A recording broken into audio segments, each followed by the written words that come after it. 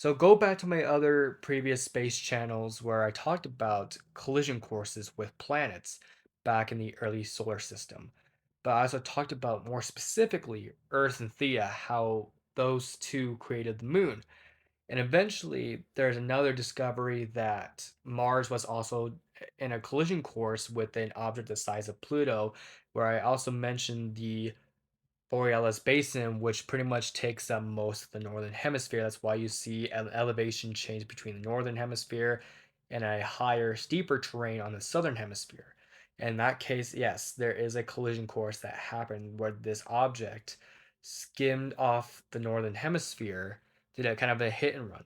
But now, a month ago, NASA came out with an article talking about a blob-like structures at this object the size of Pluto. There's chunks of it that's still inside the interior of Mars. So we all know that. So just because I think it's a high intense collision, so that means that this object was also made out of a heavy material.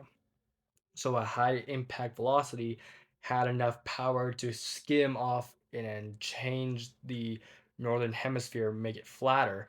But also the chunks of Mars and then the chunks of this object as well pretty much sank down to the interior where it kind of filled and eventually created these leftover blobs, these little uneven patches inside the interior. So just like we found on Earth, where there's chunks of Theia inside of the Earth making these blobs.